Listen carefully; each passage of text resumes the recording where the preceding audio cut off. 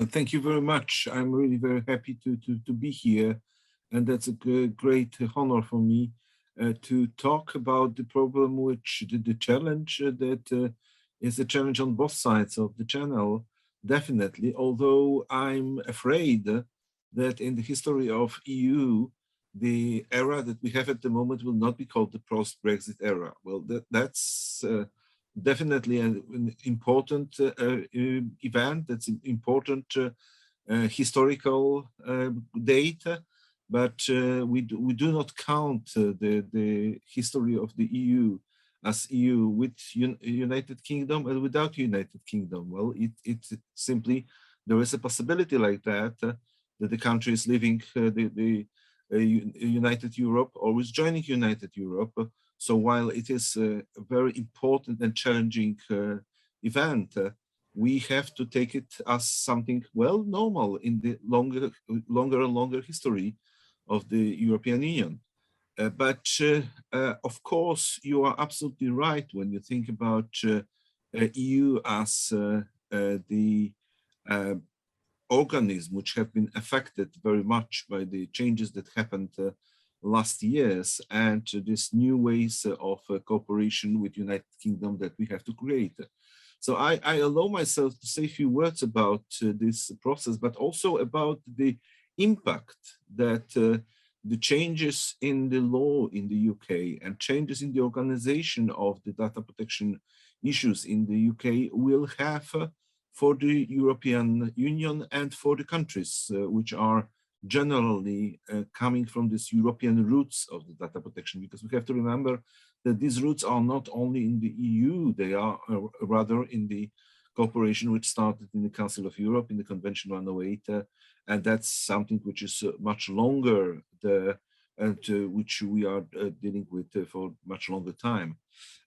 Let me start by saying that the impact of the UK law and impact of the UK institutions and the practice is not connected only with the way the law is organized, the jurisdiction is organized, the governance is organized. This is mainly the cultural and economical impact on the things which are going on in Europe. So it will be rather because of the strength of the economy and rather because of the language influences, which we shouldn't forget about. As interesting as can it be in the Bulgarian law or Polish law to have a very interesting jurisprudence of the courts, we have to admit that they will never have the impact on the all European issues in the same way as it is with the law coming from the country where English language is the main one. So few days ago, when I had an opportunity to meet the Commissioner for Data Protection in New Zealand, who is just stepping down in order to be the new commissioner in ICO, the press release from that, or rather the tweets and press releases about this meeting started with the words "so far but so close," saying that New Zealand is that far away, but actually is in the same, from the same roots as far as data protection is concerned as we are. And with UK, we can say, well, so close, but not close that much anymore. So probably far and far in the next years. There is absolutely no doubt that the first difference that exists between the cooperation with UK and cooperation with any other country around the world at the moment is that the vector of the similarity is completely other way around with UK. We are starting from having the same legal system and same case law as well.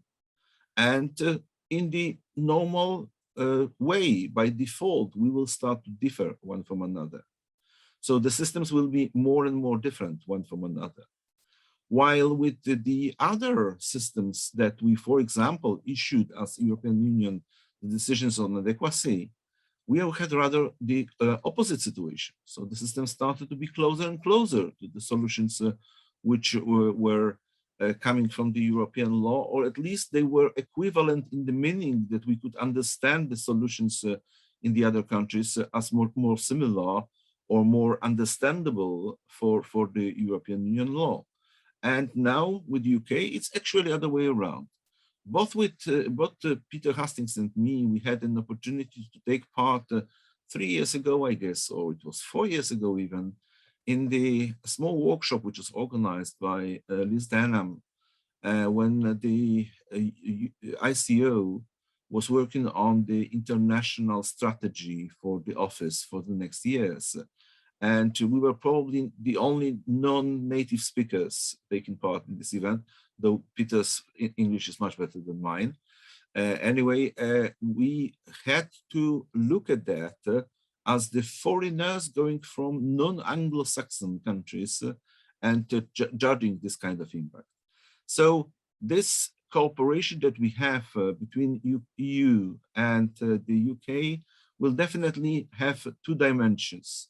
The first one will be multilateral. We have to remember that UK has at the moment and will have in the future the very strong position in the international organizations and international forums, which are dealing with privacy protection and data protection. And of course, the best example was for last year's the Global Privacy Assembly.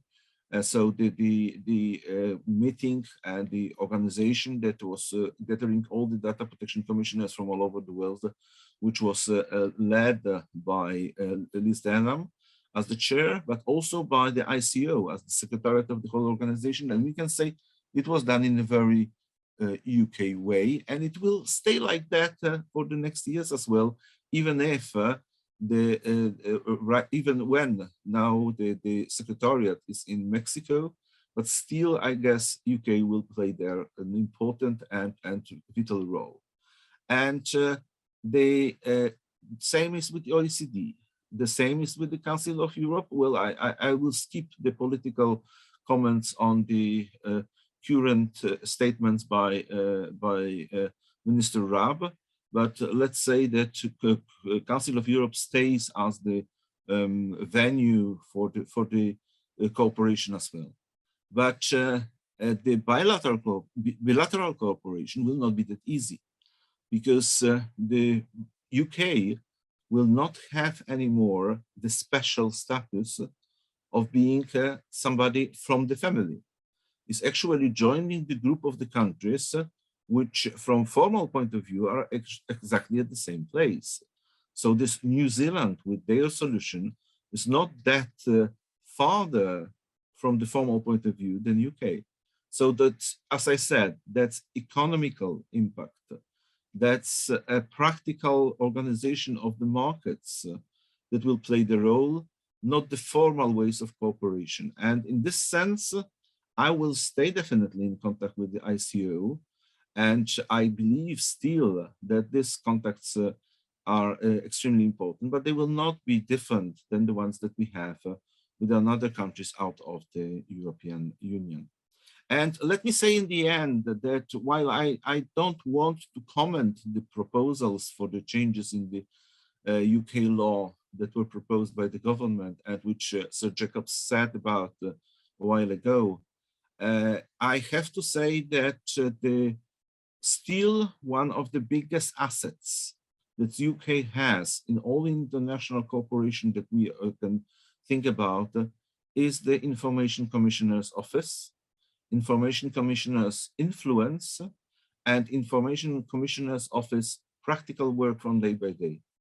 I was National Commissioner. I know how many things we were copying, simply copying and pasting from the ICO, seeing how they are organized, what are the actions they do, what is the way that they are explaining the things, both to the specialists and to those who are just the newcomers to the field of the data protection, or those who are just additionally interested in the subject. So the ICO is really the strongest rock that the UK has as far as the influence of the UK law is concerned. The other side, which might be very interesting for the EU partners, is how the judicial review will look like in the UK, also in practice. So that is a kind of challenge, but they can kind of maybe the pro of the Brexit. We are getting the system which has the very long tradition of judicial review, which may understand the notions which are used in the European law in slightly different way, maybe more practical, maybe more effective, maybe more efficient. So all in all, I believe that we may have a kind of sandbox in the UK of doing the things slightly different than they were in the EU. And I just hope that it will be slight difference, that there will be developments, and there would not be a step back from the road which UK was creating for last years. Efficient protection of privacy in the 21st century. Thank you very much, and I'm ready, of course, to take part in the whole discussion.